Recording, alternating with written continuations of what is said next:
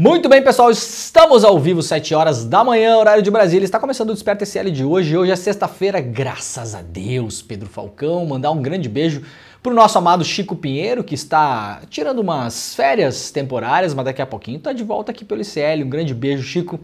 Saudades de você, meu amigo querido. Sextou, Pedro Falcão. Sextou, né? Tá feliz, Pedro? Tá sempre feliz, Pedro Falcão. Semana que vem vou viajar, o Pedro Falcão vai ficar uma semana sem trabalhar, né? É o melhor emprego do mundo, Pedro Falcão, não é? O cara vem aqui, trabalha 2 horinhas, vai embora, volta a dormir de manhã, né, Pedro? Capaz, tá louco? Não volta a dormir? Vou dar uma corridinha, pô. Vai dar uma corridinha? Manter o shape, né? Um dia meu filho tava brincando naqueles brinquedinhos que tem aqueles aparelhos que tem nas praças, sabe? Usado mais pela terceira idade, assim. Sabe? Aqueles aparelhinhos de praça. Tava lá brincando assim, eu cheguei, meu filho, o que tá fazendo? Ele falou, manter o shape. Manter o shape. Manter o shape. Não é para melhorar o shape, para manter o shape. Muito obrigado para todo mundo que nos acompanha aí pelas redes sociais, essas miseráveis, mas necessárias redes sociais, né? Que ódio que eu tenho de rede social. Eu tenho um ódio de rede social, você não tem noção, né? A rede antissocial. Cara, que é o viciado em Twitter. A rede antissocial. Sou mesmo. Aliás, as pessoas ficaram falando nos últimos dias aí, e se não gosta do Elon Musk, então sai do Twitter. Vou sair não. Eu não vou sair do Twitter, não. Eu só saio se me expulsarem de lá ou se acabar o Twitter. Não vou sair, não. Que coisa mais estúpida, né? Quando iniciou, tu tava lá, né? Quando era puro mato, tava eu lá capinando mato. Agora os caras querem que eu saia. É justamente isso que os caras querem. Querem que todo mundo saia de lá e fique só a bolha da extrema-direita ali. Papai não sai do Twitter, tá bom? Vou seguir enchendo o saco de todo mundo ali, porque é pra isso que eu tô ali mesmo, inclusive. Vai continuar falando Twitter, não X. E vou continuar falando Twitter e não X. Pra mim, X, pra quem é do sul do Brasil, sabe, né? X é X-salada, né? É hambúrguer, né? X pra mim é hambúrguer, tá bom?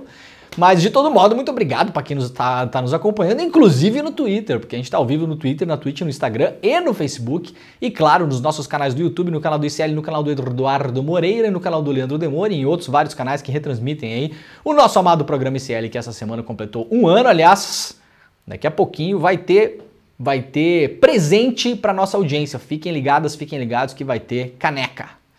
Teremos canecas do nosso amado Desperta e teremos outras coisas também. A gente vai anunciar aí ao longo do mês de abril. Se você está chegando aí, claro, no YouTube, faça aquela ronda diária, né? Deixa o like, ativa o sininho, dá 3 pulinhos, come 5 sementinhas de romã, sei lá, tem que fazer tudo que tem que fazer no YouTube aí. Mas principalmente, se não quiser fazer nada disso, também não precisa fazer nada disso, só pega o nosso link e mande para os seus amigos, para os seus desafetos, para os seus inimigos, para as pessoas que você ama, para as pessoas que você odeia. Manda para todo mundo. Porque o nosso negócio aqui é aumentar a audiência, sempre. O nosso negócio aqui é crescer, sempre. Estamos quase todos os dias aí com uma audiência de 20 mil aparelhos conectados, o que é uma audiência bastante incrível para o horário da internet brasileira e também para a internet mundial, diga-se de passagem. Somos o maior programa noticioso da internet brasileira neste horário. Muito obrigado pela audiência de todo mundo e também muito obrigado para quem nos acompanha lá na TVT, TV aberta em São Paulo, na Grande São Paulo. Também na TV Quirimurê, na Bahia. Muito bom dia para quem nos vê e nos ouve em Salvador, na Bahia, na TV aberta. E muito obrigado pela parceria das 2 rádios que retransmitem o nosso programa, a Rádio Brasil Atual em São Paulo e também a Rádio Heliópolis também em São Paulo. Muito bom dia, Heliópolis. É muito bom ter a companhia de vocês por aí. Tudo certinho com vocês, gente? Hoje é sextou, né? Sextou, a gente vai fazer um programa aqui para dar uma recapitulada no que aconteceu nos últimos dias no Brasil, na Semana do Brasil. Vamos falar de Elon Musk, claro. Vamos falar de Arthur Lira, claro, né? Avaliações de que Arthur Lira saiu enfraquecido na votação que determinou a manutenção da prisão aí do Chiquinho Brazon. Será? Será que é isso mesmo? Não sei, eu tenho minhas dúvidas. Eu vou fazer a minha natação matutina contra-majoritária aqui, que vocês sabem que esse programa também presta o serviço de um pouco ser o famoso advogado do diabo das pretensões, né? Da gente pegar as avaliações e ir sempre para um lado e achar que a coisa está sendo consolidada ali. Vamos deixar a coisa um pouquinho mais complexa, porque a coisa é complexa. A coisa não é simples, a coisa é complexa. O que acontece no Brasil esse ano é que a gente tem um ano muito curto, temos eleições municipais. A Câmara vai ter pouco tempo para trabalhar. E nesse pouco tempo, muita coisa vai acontecer. E além disso tudo, além disso tudo, tem aí a sucessão do Arthur Lira para a presidência da Câmara. O que acontecerá? Será que o governo vai conseguir emplacar alguém que seja um pouco pior do que o Lira? Será que não vai? Será que o Lira faz sucessor? Será que não faz? O Lira realmente saiu perdendo nessa votação em relação a Chiquinho Brazão? Ou não? Ou se fortaleceu? Ou ficou tudo na mesma? Ou foi uma coisa meio casual, porque o caso era um caso complexo para vários parlamentares? Eu falei sobre isso ontem. Então vamos lá, a gente vai falar sobre tudo isso. Fiquem tranquilos, fiquem tranquilas que a coisa vai andar beleza. Ó, ontem, aliás, eu estive lá no programa do ICL Notícias, primeira edição, e também a gente fez o Desperta ontem aqui pela manhã. Vocês sabem, esse programa está ao vivo todos os dias às 7 horas da manhã, horário de Brasília, de segunda a sexta. Fizemos um grande apanhado sobre o que aconteceu do Elon Musk ontem. A gente vai pincelar de novo esse assunto aqui. Esse assunto na semana que vem possivelmente morreu, a não ser que o Elon Musk venha com alguma documentação que seja relevante jornalisticamente. E vocês sabem que a única coisa que eu não sou contra nesse programa é jornalismo, tá? Deixar bem claro isso aqui, bem claro. Se forem publicados documentos que provem uma ingerência, um abuso de poder em relação ao Twitter, a gente vai dar aqui e vai falar isso aqui não pode, isso aqui é absurdo, isso aqui aconteceu e não é. Por enquanto a gente tem um pastel de vento, nesse caso do Twitter Files, né? É engraçado como eles copiaram, inclusive, a maneira como a gente fez a Vaza Jato. Eu fico olhando assim e fico realmente impressionado. Os caras aprenderam, Funcionou, aliás. Funcionou porque a informação se espalhou. Apesar do fato de ser uma informação esvaziada, em muitos casos manipulada, em um caso importantíssimo, mentirosa, como a gente vai mostrar aqui. Uma informação mentirosa foi espalhada. Já reconhecida pelo próprio jornalista que divulgou a informação.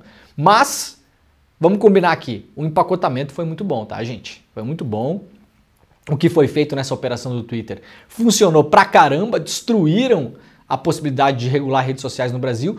O que o Elon Musk conseguiu nessa semana foi muito mais do que principalmente o Google e o Facebook tentaram no ano passado para evitar que o PL 2630, o tal do PL das fake news, que finalmente regularia as redes sociais no Brasil, conseguiram. Muito mais, porque as chamadas redes sociais, as big techs, as empresas de tecnologia, que de tecnologia não fazem nada, né, o Pedro Falcão?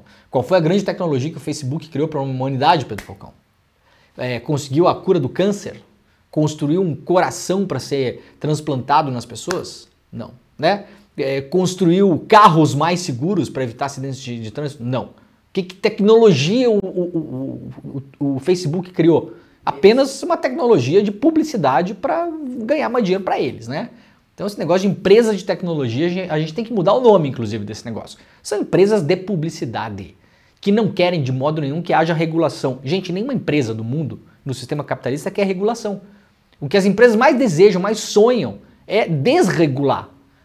Desregular. A empresa de petróleo, se pudesse perfurar petróleo no meio da rua da sua casa, ali na frente do seu bairro, ia fazer. Só não faz porque tem uma regulação que não permite que façam.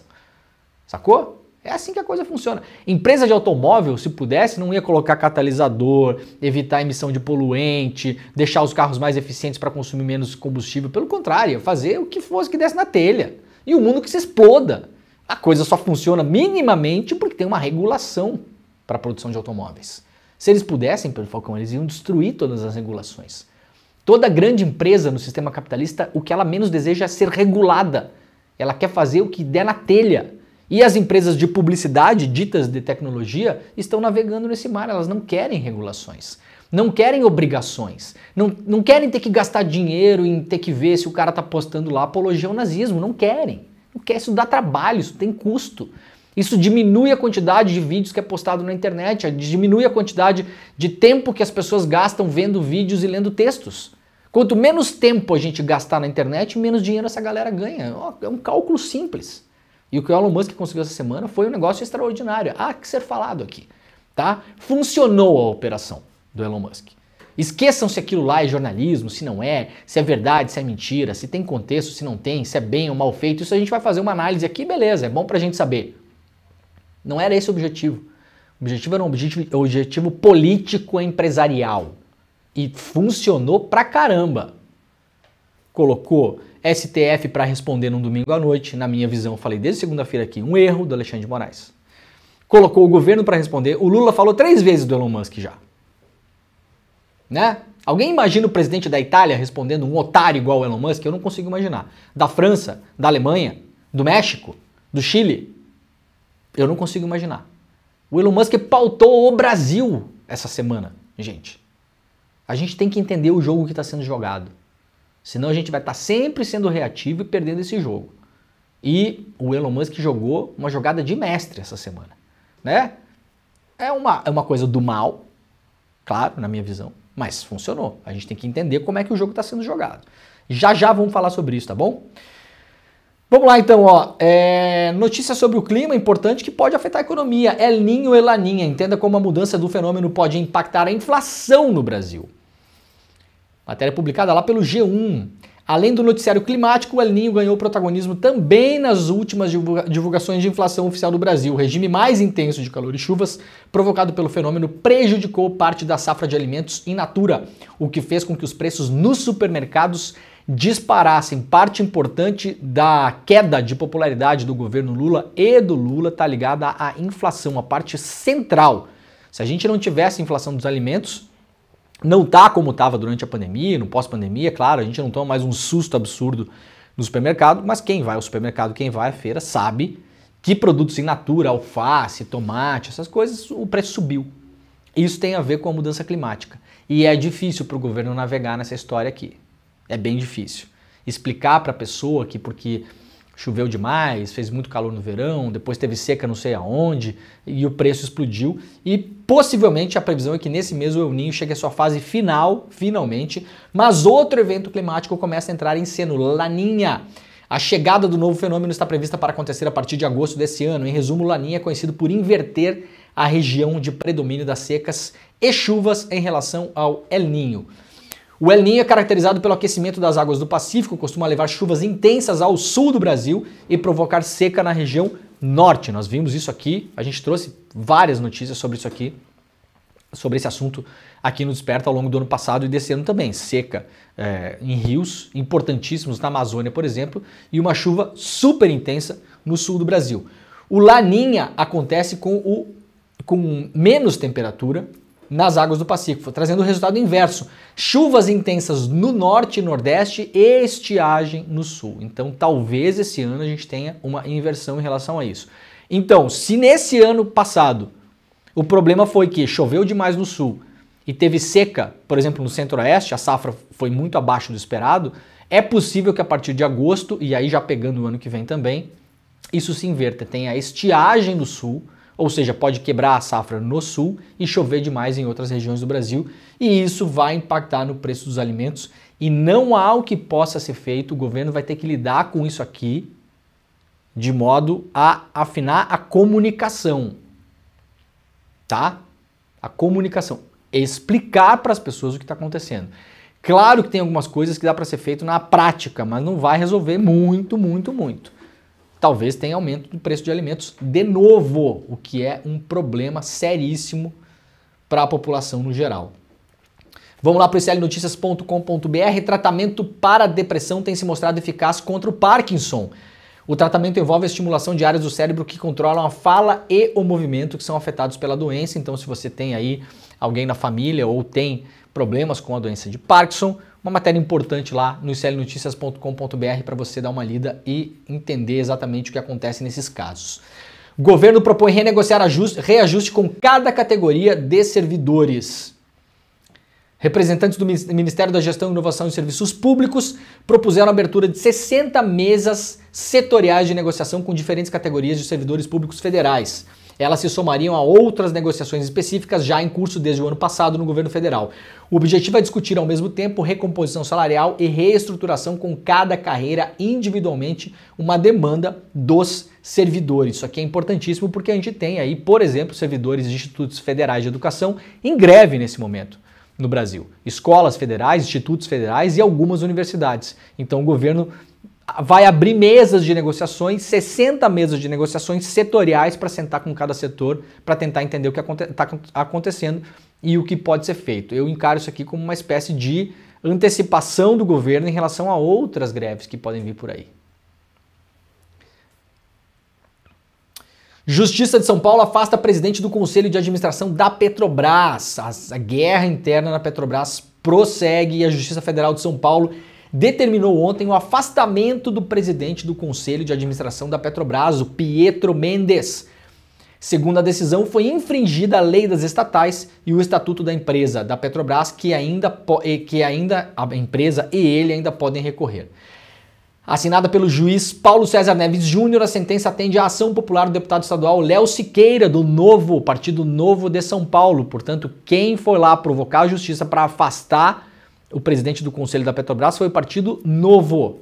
O parlamentar argumenta que a indicação de Pietro gera conflito de interesses. Isso porque, além de assento no Conselho da Petrobras, Pietro é secretário de Petróleo, Gás Natural e Biocombustíveis do Ministério das Minas e Energia. Pietro é aliado do ministro Alexandre Silveira naquela briga que a gente falou na semana passada aqui entre Alexandre Silveira e Jean Paul Prats, o ministro e o presidente da Petrobras. Neves Júnior classificou a indicação, assim como a aprovação da Assembleia Geral da Companhia, como ilegal. Para o magistrado, a incompatibilidade entre Pietro acumular as funções de secretário no Ministério com a presidência do colegiado. Na decisão, Neves Júnior determinou a suspensão da remuneração pelo exercício da função. Olha, não seria mais fácil sugerir que ele saísse do Ministério? Lembrando que o Pietro é funcionário de carreira, concursado, né? Não seria mais fácil que ele saísse da secretaria, em vez de, à força, tirá-lo da presidência da Petrobras? Tem algo acontecendo por aí, tá, gente? Tem algo acontecendo. A coisa está se movimentando nos bastidores da Petrobras, o próprio conselho está rachado em relação a várias coisas que acontecem ali. Na semana passada havia uma expectativa muito alta de que o Jean Paul Prats, que é o presidente da companhia, fosse tirado do cargo.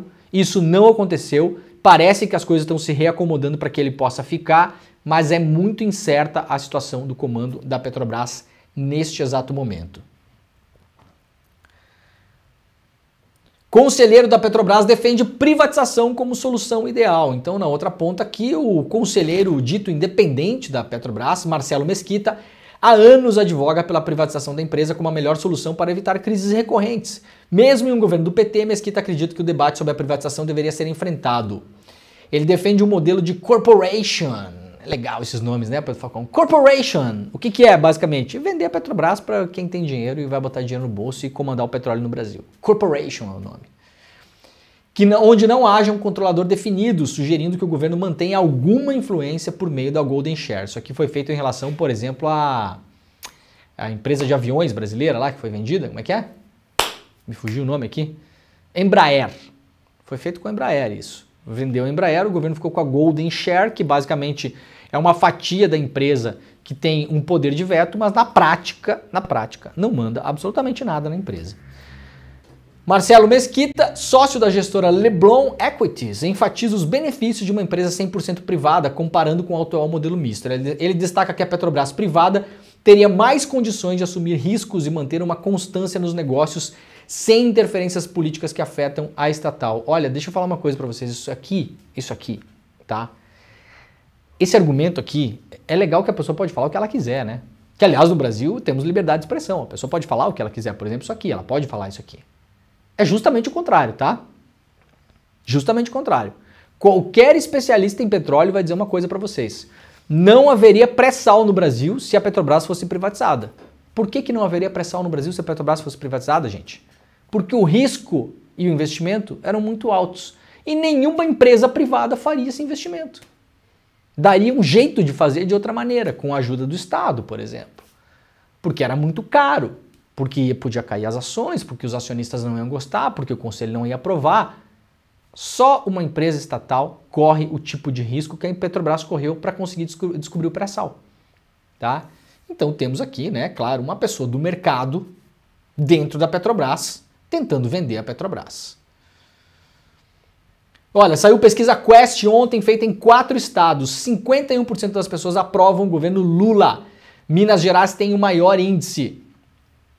A pesquisa Genial Quest, divulgada nesta quinta-feira, mostra que o governo Lula tem o maior índice de aprovação em Minas Gerais entre 4 estados analisados. No total, 5.410 pessoas foram entrevistadas em São Paulo, Paraná e Goiás, além de Minas Gerais. O levantamento, com um índice de confiança de 95%, foi feito em estados governados pelos 4 principais herdeiros de Jair Bolsonaro, possíveis candidatos a substituir o Bolsonaro inelegível nas eleições de 2026.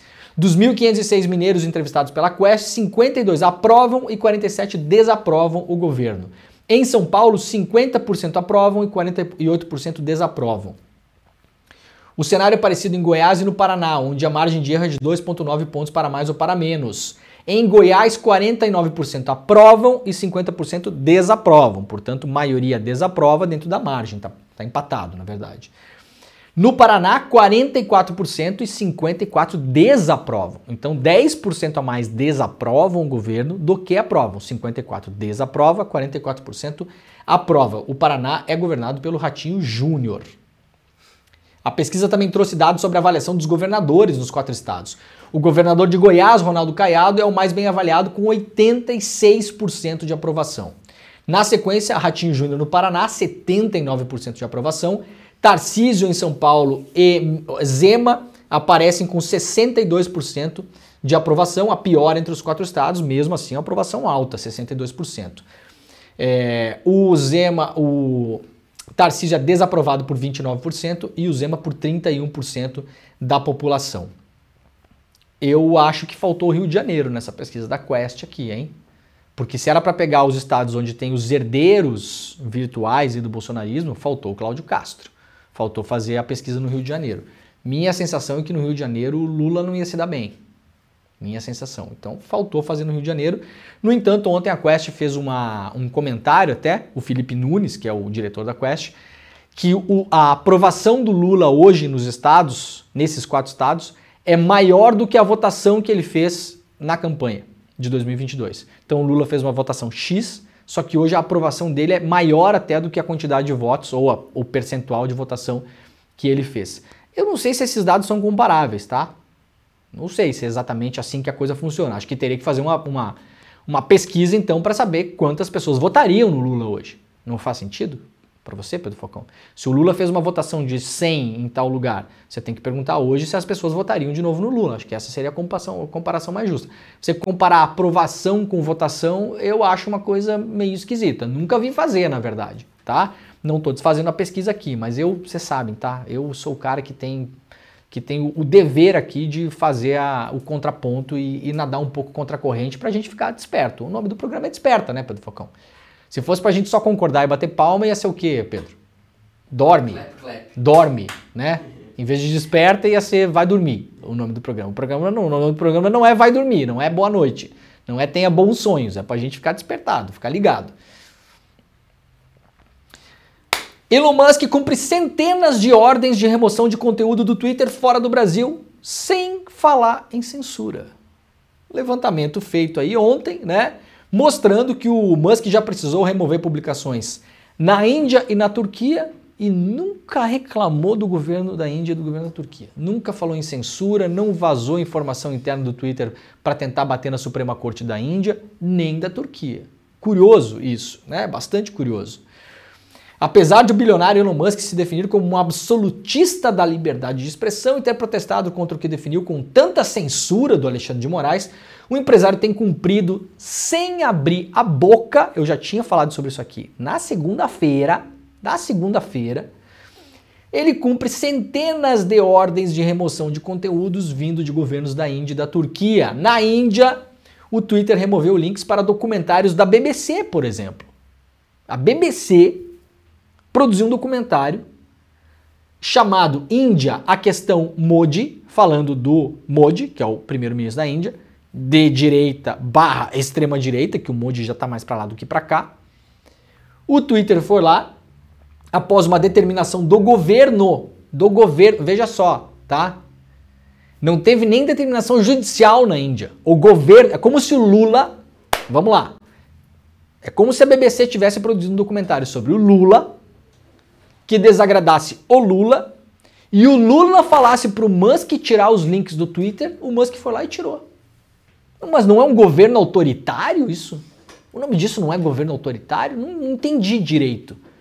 No Brasil a gente está fazendo via justiça, com várias determinações, como qualquer determinação do judiciário brasileiro, gente, passíveis de crítica. Ninguém aqui está achando que o judiciário brasileiro é uma maravilha. Pelo contrário, no mais das vezes é uma porcaria o judiciário brasileiro. Vamos falar a verdade aqui? Quantidade de jornalistas sendo processado, assediado judicialmente e calado no Brasil, principalmente nas primeiras instâncias, é enorme. Você nunca vai ver um bolsonarista falar sobre isso. Jamais. O problema deles é só o Xandão. Alguém viu o bolsonarista defender a Shirley Alves, jornalista do Intercept, que está sendo processada e pode pegar cadeia e pode pegar 400 mil reais de multa porque fez uma matéria em relação ao caso lá de Santa Catarina, da Mariana Ferrer? Vocês viram isso aí da boca de algum bolsonarista? Não ouviram nem vão ouvir. Pelo contrário, querem condenar a jornalista. Aí o Musk, na Índia, não precisa nem de determinação judicial, viu? O primeiro-ministro de extrema-direita vai lá, tira esse negócio, ele foi lá e tirou. Sai, não precisa, né? O documentário retrata o papel de Modi em um massacre de quase 1000 muçulmanos. Modi governava o estado e é acusado de omissão. Elon Musk achou chuchu beleza tirar esse conteúdo do ar, não precisou nem decisão judicial. Indagado 3 meses depois sobre a publicação removida pelo Twitter, Musk afirmou que não poderia descumprir as leis do país. Vejam que coisa curiosa. Ao contrário do que prometeu fazer no Brasil. As regras da Índia sobre o que pode aparecer nas redes sociais são muito estritas e nós não podemos violar as leis do país, disse o Elon Musk em entrevista em abril do ano passado. Aqui no Brasil pode, viu, Pedro Falcão? Na Índia não pode. Aqui tá liberado. Aqui pode violar, como o Musk falou até, vai cumprir as leis, mas se achar que é injusta, ele vai decidir que não vai cumprir. Na Índia, não precisou nem judiciário. O primeiro-ministro mandou a cadelinha do Musk foi lá fazer. Que eu já falei várias vezes o que o Elon Musk é, né, Pedro Falcão? Um otário, um vagabundo, um criminoso. É importante a gente deixar claro isso aqui, né? Isso aqui é uma classificação científica até, Pedro Falcão, não é a minha emoção em relação ao Musk, é uma classificação científica, né? Quando você vê um inseto lá, você não classifica, esse aqui é um artrópode, não sei. Então, a gente está classificando o Musk cientificamente. Fazer em latim. O que é fazer em latim? Um otários, um criminosos e um babacas. E um vagabundos, né? Vagabundium. Nos últimos meses, o Twitter tem removido sistematicamente publicações contrárias ao governo e banido contas de jornalistas críticos na Índia.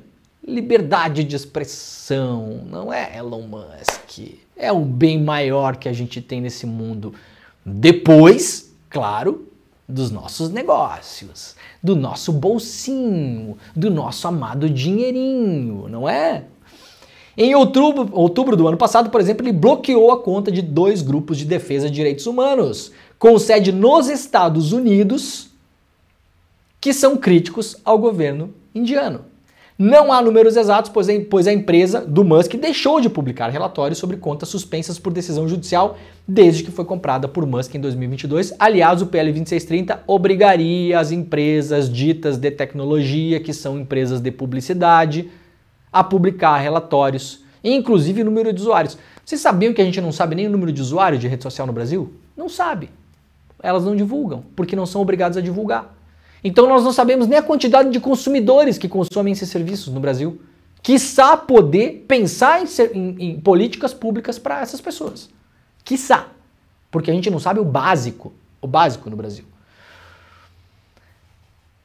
O bilionário tampouco protestou contra pedidos de remoção na Turquia, outro país com governo autocrático de direita. Lá, o Twitter restringiu o alcance de centenas de tweets por ordem do governo do Erdogan nas vésperas da eleição presidencial de 2023. Não foi decisão judicial tampouco. O mandatário da Turquia falou para o Twitter, restringe o acesso dessas contas que estão falando mal de mim. Na véspera da eleição, o Elon Musk foi lá e apertou os botões necessários. Eu vou repetir. Um vagabundo, um hipócrita, um cretino, um mentiroso e um criminoso. Tá? Processa eu, Elon Musk. Vem processar. Vai ser um prazer, aliás, ter que responder esse processo. Musk disse pelo Twitter em relação a isso. A escolha é estrangularem completamente o Twitter ou limitar acesso a alguns tweets. O que você prefere? Então o Musk foi lá e falou o seguinte, não, então assim, o governo da Turquia falou que se eu não fizer tal coisa, o governo da Turquia me ameaçou que vai restringir o acesso ao Twitter. Então eu preferi reduzir o acesso à oposição que fala mal do Erdogan. Ué, mas cadê o cara que bate no peito e fala que a liberdade de expressão vem antes dos negócios? Cadê? Não enfrentou o governo? Ah, lá na Turquia tem um governo autocrático que ameaçou você diretamente de cortar o Twitter no Brasil. Eu não vi essa ameaça no Brasil, não. O governo Lula fez isso? O presidente Lula fez essa ameaça? Alguém do governo ameaçou cortar o Twitter no Brasil? Nunca, nunca, jamais se falou isso. Jamais partiu nada em relação ao governo em relação a isso. Mas o Brasil virou um problema, né? É o falso herói, como diz aqui a matéria assinada pela Patrícia Campos Melo lá na Folha de São Paulo. Bom, e aqui temos uma notícia importantíssima para esse assunto aqui. O jornalista, até a Folha chama ele de ativista, que eu acho isso aqui meio deselegante, tá? Não que ativista seja uma coisa ruim, eu adoro ser chamado de ativista. A pessoa quando quer me criticar fala, você não é jornalista, você é ativista. Eu falo, sou mesmo. Não tem problema nenhum, pode chamar de ativista na boa. Sou ativista dos direitos humanos, da coletividade, do bom jornalismo, né? Sou super ativista. Me orgulho disso, aliás. Trabalho para isso, faço força para ser visto como ativista, aliás. Não tem problema nenhum, né? Mas tudo bem, a Folha chamou o cara aqui de ativista para desmerecer o cara como jornalista. Eu não concordo muito com isso, eu faço uma avaliação técnica, eu acho ele um jornalista porcaria, péssimo, tecnicamente horrível, tá? Isso eu posso dizer. Não posso falar do caráter do cara nem da motivação que levou ele a publicar esses arquivos do Twitter. Eu posso falar, tecnicamente o cara é um banana. O cara é assim, horrível, péssimo, não tem técnica nenhuma. Se foi proposital ou não, não tem como saber, eu não posso saber. Só que aconteceu o seguinte, o cara que publicou toda essa quizumba aí, o centro da acusação dele era o seguinte: vejam como está a ditadura do Brasil, que está se aproximando de Cuba. O ministro do STF, Alexandre de Moraes, ameaçou prender o advogado do Twitter no Brasil se ele não liberasse dados pessoais das pessoas, dados privados das pessoas. Vejam, é uma denúncia grave. Grave. Eu, se tivesse acesso aos materiais do Twitter, teria dado essa matéria, gente. Vocês não tenham dúvida disso. Eu não tenho compromisso nenhum se o Alexandre de Moraes mandou fazer um negócio desse. Pelo contrário, o compromisso é denunciar. Então, se esse material chega na minha mão e eu vejo isso, eu falo, gente, olha aqui, manchete do Desperta de hoje. Alexandre de Moraes ameaçou prender advogado do Twitter no Brasil pelo advogado ter se negado a passar informações privadas sobre pessoas. É um escândalo, não é? Acontece o seguinte, é mentira isso. Não. Vem cá. Não é que está um pouquinho fora de contexto ou que a coisa não é bem assim. Não. Isso é mentira. Isso é falso. Isso jamais aconteceu. Não sou eu que estou dizendo. É o próprio jornalista que publicou o tal do Twitter Files, que depois de ser confrontado com a realidade no Twitter, pela advogada Estela Aranha, admitiu. Isso é falso. Essa é a qualidade, né, que a gente pode falar aqui, né? Então, o Michael Schellenberger recuou na quinta-feira e disse não ter provas de que o ministro Alexandre de Moraes ameaçou processar criminalmente um advogado do Twitter no Brasil. Em um post no Twitter, o Schellenberger disse que não tem provas do suposto processo criminal. Isso está incorreto, disse ele, próprio jornalista. Claro, depois de 72 horas que a informação falsa se espalhou pela internet e alimentou toda a extrema-direita no Brasil. Então isso era só falta mais 72 horas. Isso é um método, Pedro Falcão. A gente viu no Brasil, isso não é novo. Você vai lá, você mente, publica uma mentira, aquilo se espalha, depois você fala, opa, pessoal, pô, foi mal aí, tava doidão, não era bem isso, tá? O que eu falei aí tá errado. A mentira já se espalhou, meu camarada. Aí você já abriu o travesseiro de penas e já espalhou as penas ao vento. E aí vai lá alguém recolher pena por pena para colocar dentro do travesseiro de volta. A gente sabe, né, que essa parábola, ela é precisa. Isso não funciona. O que espalhou foi a mentira, porque a mentira vendida como notícia de fato, ela é escandalosa. A correção não. A correção ela é colateral. Não vai espalhar a correção da maneira como espalhou a mentira. Na verdade, o que é que identificou a doutora Estela Aranha? O processo se referia a uma ação do Ministério Público de São Paulo. O Ministério Público de São Paulo estava investigando o PCC. Presta atenção no que eu vou falar aqui, gente. O Ministério Público de São Paulo estava investigando o PCC. e pediu para o Twitter, dentro das suas atribuições legais, não é que pediu pelo Telegram, que nem o Deltan fazia lá com os caras do COAF, tá bom? Pediu oficialmente para o Twitter. Eu preciso de informações sobre essa pessoa aqui, pois ela é suspeita de ser do PCC, em um caso de tráfico de drogas. O Twitter falou que não ia passar as informações. Respondeu 2 vezes que não ia passar as informações. Tudo certo. O Twitter está no direito de falar que não vai repassar as informações. Que ótimo! Aliás, que a empresa, em boa medida, compactua com a ideia de que informações privadas não podem ser repassadas, a não ser sob ordem judicial. O MP de São Paulo, então, recorreu à justiça e falou o seguinte: se vocês continuarem descumprindo o que eu estou pedindo aqui, Ministério Público, vocês podem recair numa lei que pode dar prisão para o administrador do Twitter no Brasil, se negar a mandar essas informações. A Justiça de São Paulo avaliou o caso e falou para o Ministério Público de São Paulo: não, vocês estão errados, o advogado não é administrador da empresa, então, nesse caso, ele não precisa passar as informações e não tem prisão coisa nenhuma. Ou seja, a justiça funcionou nesse caso. A ditadura do judiciário. A ditadura do judiciário funcionou. É um caso exemplar onde a ditadura do judiciário mostrou que não há ditadura do judiciário. A justiça foi contra o Ministério Público, protegeu o Twitter, as informações não foram passadas e ainda falou para o Ministério Público: não tem nada de prisão de advogado aqui, no que fez muito bem a justiça, aliás. O Ministério Público ameaçar, ou ameaçar não, lembrar o advogado que há uma lei que pode levá-lo à prisão, e quando o cara está simplesmente fazendo o trabalho dele como defensor da empresa, é claro que é um absurdo. O que é que isso tem a ver com Alexandre de Moraes? Absolutamente nada. O próprio jornalista foi lá para o Twitter e confessou: pois é, não tem nada a ver. Correção, diz ele aqui, né? Correção.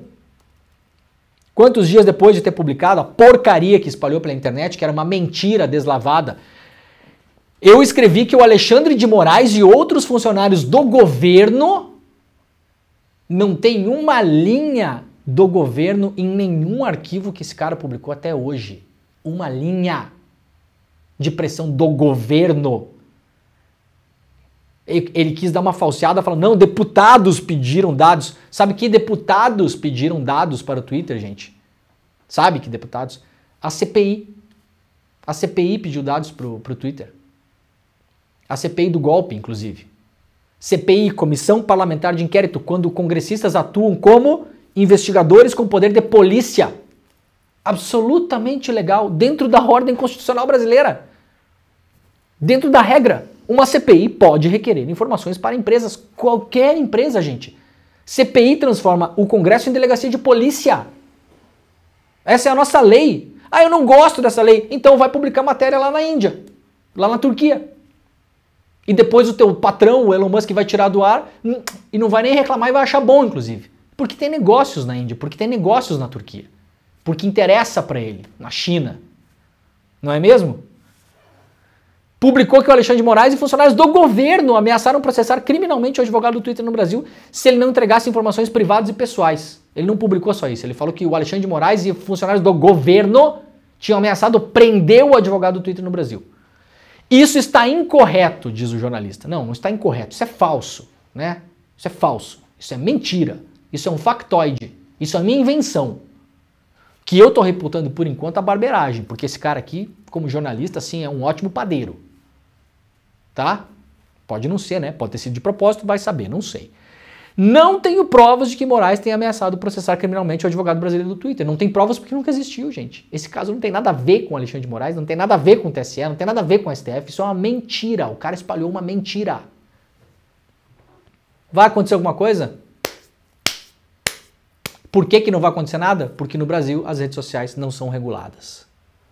Não vai acontecer absolutamente nada com esse cara.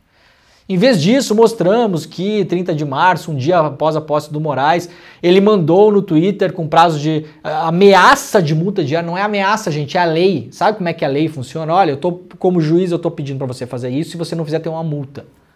O nome disso não é ameaça, tá? Você não está lidando com o PCC aqui. O PCC são os caras que vocês protegeram lá atrás. Para deixar bem claro, tá? Para fornecerem dados e estatísticas de tendência mensal de hashtags, voto impresso não e não sei o que, não sei o que. O Alexandre de Moraes é outra coisa que o Alexandre de Moraes pediu aqui, tá? inclusive considero um pedido do ministro meio ridículo. Pedir monitoramento de hashtag, eu acho, tá, viu, doutor? Que isso aqui é meio ridículo, tá? Mas aí o Twitter pode recorrer pela justiça. É o caminho legal, o caminho natural. É inacreditável, né? Olha, a CNN Brasil ontem publicou que o governo diz que não vai mais responder os ataques do Elon Musk. Eu acho que demorou, tá? Pedro, liga o ar-condicionado pra gente aí.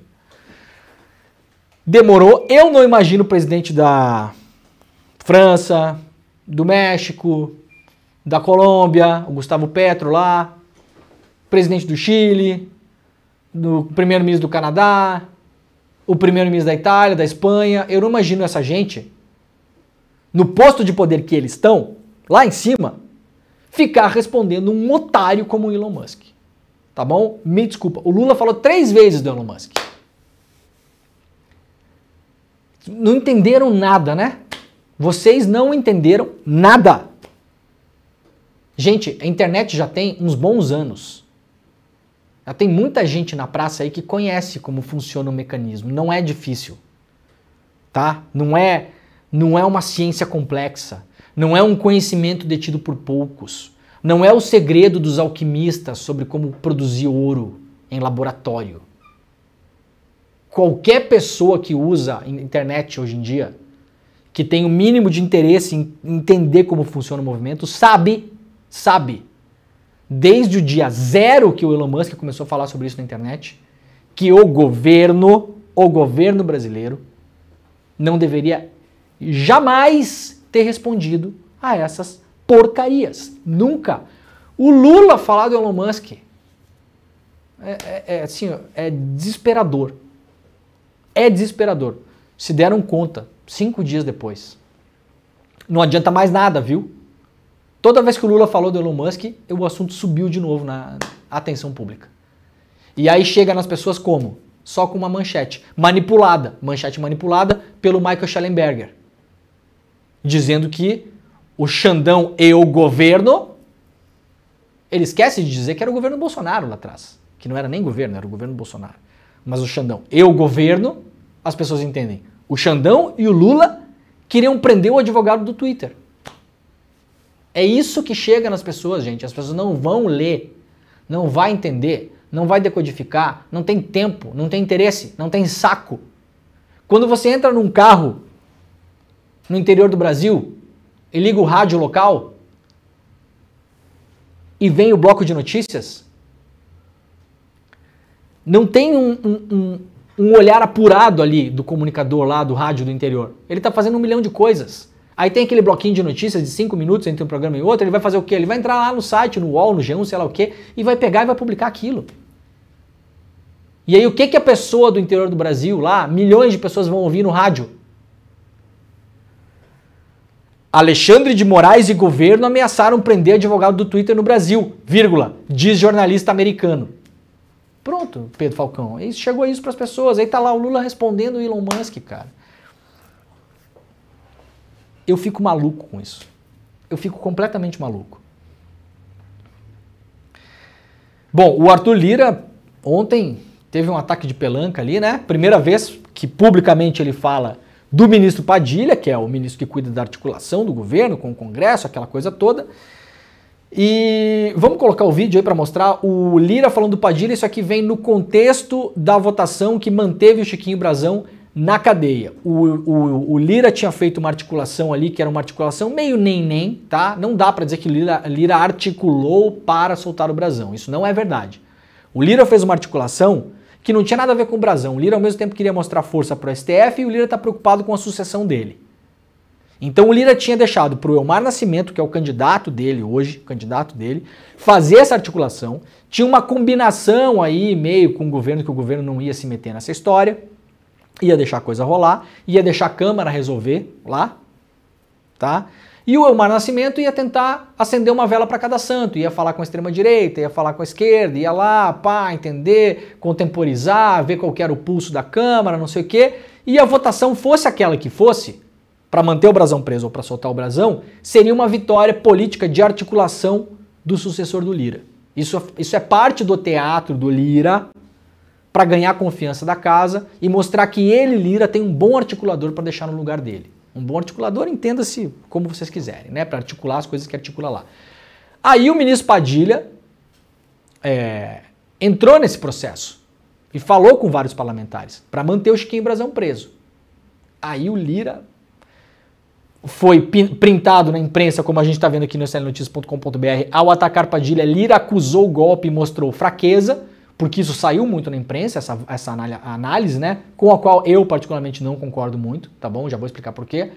Aí o Lira viu as manchetes, pô, acusou fraqueza do Lira, perdeu a votação, articulou para soltar o brasão e perdeu. Bom, agora a gente tem que esperar cenas dos próximos capítulos, não dá para dizer que é uma guerra aberta ainda, pode ter sido só uma batalha ali, né, uma cutucada aqui, uma cutucada lá, mas é a primeira vez que o Lira abertamente fala o nome do Padilha nesse tom. O Lira já desde aí do metade do ano passado vem soltando recados, inclusive para a imprensa. Engraçado que o Lira reclama de plantação de notícia, né? O que o Lira mais faz, ele e o grupo político dele, é plantar notícia na imprensa. Aliás, o UOL contratou uma repórter aí no último mês que é assim, ó, só falta assinar, né, junto, né, Fulano e Arthur Lira. Não vou falar o nome aqui, senão depois vão dizer que eu estou expondo a colega, não sei o que, vocês são inteligentes, vocês vão lá ler as matérias do UOL e quando aparecer vocês vão ver. Toda matéria que tiver Nízia no título e Ministério da Saúde e tal, é a matéria da parceira do Lira no UOL aí, tá? Deve ter sido contratada para isso, inclusive. Tá operando algum serviço ali, né? Não tô falando quem, então vocês se virem aí para saber o nome. Também porque não quero me incomodar mais com essa história, já falei dessa pessoa outras vezes aqui, tá? O Lira reclamando de plantação de notícia. Ah, coisa engraçada. É uma coisa curiosa. Foi para cima do Padilha, o Padilha resolveu operar, nesse caso, para convencer deputados para manter o Chiquinho Brazão preso. A Câmara estava um pouco dividida, porque essa pauta é uma pauta difícil, mesmo para quem é de direita, conservador, reacionário, extrema-direita, fascista, para qualquer uma dessas pessoas aí. Não é simples você votar para soltar uma pessoa que cometeu um duplo homicídio.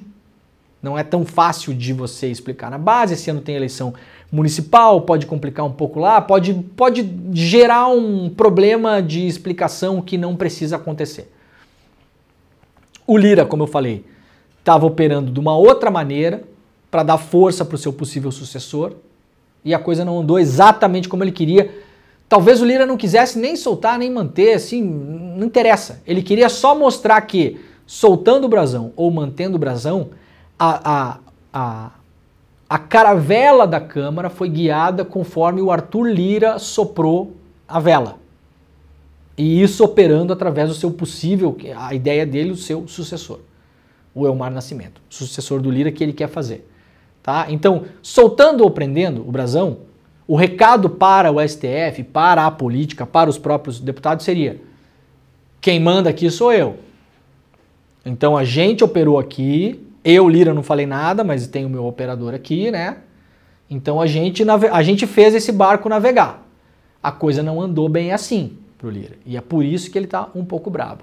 Eu vou só fazer um ponto importante aqui. Lira enfraquecido em relação a isso, né? Porque depois o Marcos Pereira, que é o candidato do governo, deu uma festa em Brasília, uma festa enorme, foi um monte de gente na festa em Brasília, 10, 11 ministros do governo, até o Lira foi na festa do Marcos Pereira.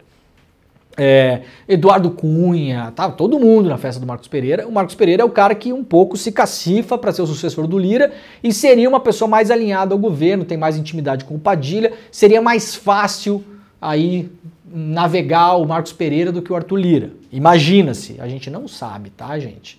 O Marcos Pereira não é nenhum progressista, aliás é pastor do partido da Edir Macedo, que o PT tá tentando se aproximar da Record aí, a Gleisi deu uma entrevista lá, tá tentando apaziguar a Record, porque precisa fazer aliança com alguém do Centrão, precisa, e tá tentando fugir desse grupo do controle do Lira e do Cunha. Lira é Cunha, né, gente? Lira barra Cunha. A ver, sabe por quê? Porque essa manobra também, se por um lado ela mostra uma certa fraqueza pública do Lira, pelo menos no debate público, tanto é que ficou irritado e foi lá dar uma resposta, né? Por outro lado, mostra que o possível sucessor do Lira, mesmo numa adversidade, mesmo na ruim, ele foi lá e bancou votar junto com partidos importantes da Câmara, como por exemplo o PL, que é a maior bancada. O PL vai votar para soltar o brasão, então eu aqui, que represento o Lira, tô com vocês. Ah, vai ser ruim na opinião pública, vão bater na gente, a gente vai ser exposto. Tudo bem, eu vou ser exposto com vocês. Eu que estou aqui representando o Lira, que quero ser sucessor dele, eu estou com vocês aqui. A gente vai tomar essa paulada juntos. Isso conta. Não pensem que é uma derrota fragorosa do Lira. Não é como eu vejo não, tá?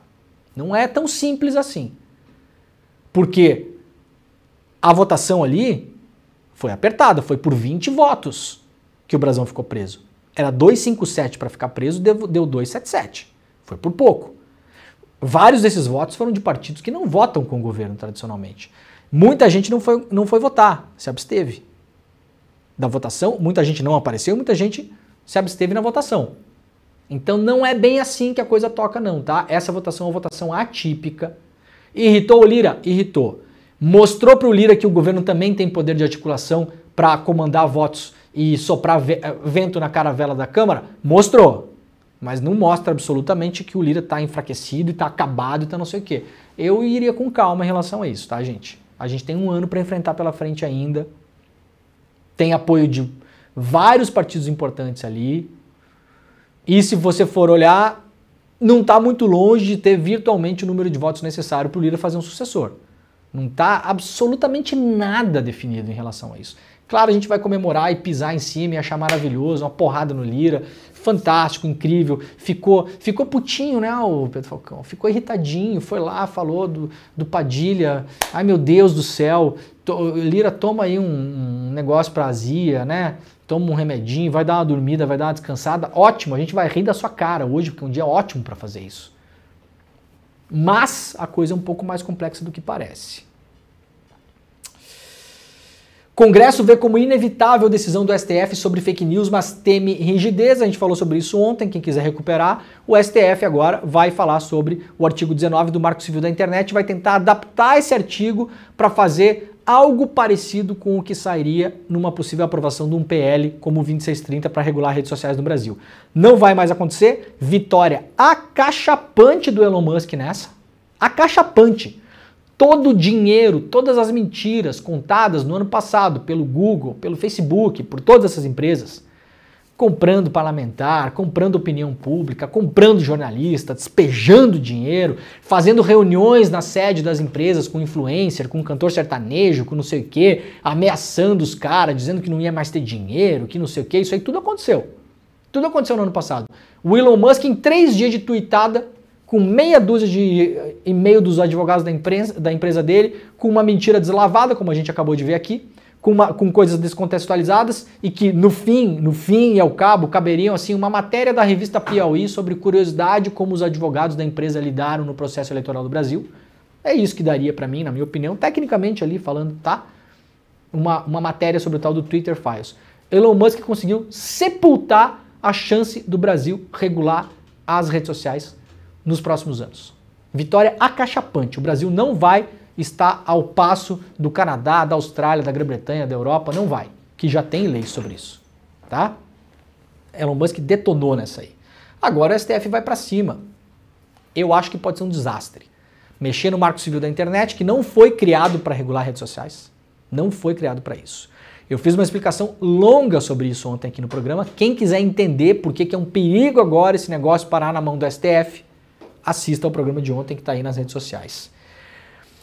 STF forma maioria para ampliar foro especial, mas Mendonça interrompe o julgamento. Isso aqui é outra batalha da Câmara com o STF. Centrão se une a bolsonaristas e prepara novo modelo de foro para esvaziar a STF. Nesse momento, o STF quer ampliar como direi, ampliar as considerações sobre o foro especial privilegiado, ou seja, ampliar os casos em que pessoas que teriam prerrogativa de foro estão dentro do foro, e a Câmara quer esvaziar isso, a Câmara quer ter menos foro privilegiado hoje. Veja como o Brasil é engraçado, né? 10 anos atrás era o contrário, né? Os políticos do Brasil queriam ter foro privilegiado para tudo, porque o STF, no mais das vezes, era um tribunal leniente que você caía lá, nada acontecia. O STF começou a apertar um pouquinho a coisa, né? Prendeu o Daniel Silveira, prendeu o Brazão, os caras, opa, a gente não quer mais foro privilegiado não, tá? A gente quer ir lá na primeira instância do juiz, do juizão lá, da minha cidade lá, quero cair lá. Essa é a grande briga hoje que está em marcha entre STF e Câmara. Câmara prepara a reação ao STF, discute restringir foro e pede ajuda da OAB. A Letícia Casado publica isso lá no UOL. E mais uma notícia aqui, projeto que limita a exclusão de perfis em redes sociais avança no Senado. Eu falei ontem, aliás, foi o título do programa aqui, vai ter um pacotão de porcaria no Congresso até o começo das eleições. Esperem para ver. Já que não saiu a regulação das redes sociais, os caras vão tentar aprovar uns projetinhos aí só com os pontos que interessam para eles. Isso aqui tudo estava no PL das fake news, gente. A maneira como você faz pedido para excluir post, a maneira como faz pedido para bloquear perfil, o tempo que o perfil tem para responder para a rede social, o tempo que a rede social tem para responder para a justiça, o que pode ser feito no meio de tudo isso. A rede social tinha a obrigação de abrir um canal claro para que as pessoas pudessem reclamar. A pessoa que fosse o reclamado lá, que tivesse publicado alguma coisa que poderia ser removido, ia ter tempo para conversar com a rede social, tempo para... Tudo isso estava no PL das fake news. Derrubaram tudo. Derrubaram, porque isso ia dar trabalho para a rede social. Isso ia custar dinheiro. É tudo que eles não querem. Agora, os deputados eles vão lá e vão pegar só os pontos que interessam para eles e vão tentar passar projetinho por projetinho na Câmara e no Senado nos próximos meses. Vocês aguardem, que é isso que vai acontecer. Bom, uma última notícia para fechar o dia aqui. O Lula vetou o fim da saída temporária de presos em datas comemorativas. Um projeto foi aprovado lá na Câmara e no Senado para o fim da saidinha. O Lula foi lá e assinou embaixo do projeto. Falou, beleza, passou. Só que o Lula fez um adendo. Ele vetou lá um trecho do projeto, falando o seguinte. Em datas comemorativas, para passar com a família, eu acho que o preso ainda tem o direito de sair. São todos presos? Não, gente. Não sai homicida, não sai estuprador, não cai nessa balela. Não sai o cara que matou não sei quem, não sai, essas pessoas não saem. Quem sai é quem já está no semiaberto e em outros crimes de menor potencial ofensivo. Uma série de requisitos para a pessoa sair, tá? Dá para melhorar ainda, mas não é assim. Ah, e a saidinha, daí o cara sai para estuprar. Isso é uma bobajada que se fala. 5% dos presos que saem nas tais da saidinha cometem algum tipo de crime. Desses é menos de 1% dos 5 que cometem algum crime hediondo. Tá? É equivalente ao número de pessoas que estão soltas, que cometem crimes. Então não muda na prática, não muda na nossa vida, pessoal, não muda. Quase nada. Agora o Lula falou, não, quem vai passar com a família pode, né, data comemorativa. Isso aqui volta para o Congresso para ver se o Congresso mantém ou se derruba e volta com o projeto anterior. Se mantiver o entendimento do Lula, sabe quem que pode sair para visitar a família nos próximos tempos? Daniel Silveira e Gabriel Monteiro, os dois bolsonaristas extremistas presos, né, que estão presos hoje. Então, se a Câmara derrubar o entendimento do Lula, o Gabriel Monteiro e o Daniel Silveira não saem. Então, vamos ver como vai esse xadrez agora aqui também, né? Tá bom? O programa está acabando. Nós voltaremos na segunda-feira, porque hoje é sexta-feira, graças a Deus. Graças a Deus que ninguém aguenta mais. Eu não aguento mais falar, eu não aguento mais ouvir minha voz, eu não aguento mais ver a cara do Pedro Falcão, eu não aguento mais nada. Né? Sextou, acabou. Mas segunda-feira a gente está de volta com ânimo renovado, né, Pedro Falcão? Se amando de novo, né, o Pedro Falcão? É isso? Tá bom. Então tá. Muito obrigado pela companhia. Tá começando o CL Notícias, primeira edição. Até segunda, às 7 horas da manhã. Beijo, tchau. Che Guevara não foi apenas um homem. Ele se tornou um símbolo mundial de esperança, de mudança, de revolução. Sob a sombra do capitalismo selvagem, opressor, Che Guevara e seus amigos ergueram em Cuba a bandeira da luta pela resistência, pela justiça e pela solidariedade. Graças à visão e à ação do Che, inspirada no socialismo, a sua voz continua ressoando pelas ruas de Havana e para além dos mares cubanos, moldando a história de muita gente no mundo, sobretudo os jovens. A Leida Guevara é médica, pediatra, é argentina e cubana ao mesmo tempo, filha do Che E ela faz numa entrevista exclusiva e inédita com Eduardo Moreira um relato sobre o legado de seu pai, sobre a importância da mensagem de Guevara para o mundo atual. Vai ser domingo, dia 21 de abril, às 8 da noite. Não fique de fora, garanta sua vaga para assistir Guevara até a vitória sempre. Vamos manter essa ideia circulando no mundo de hoje.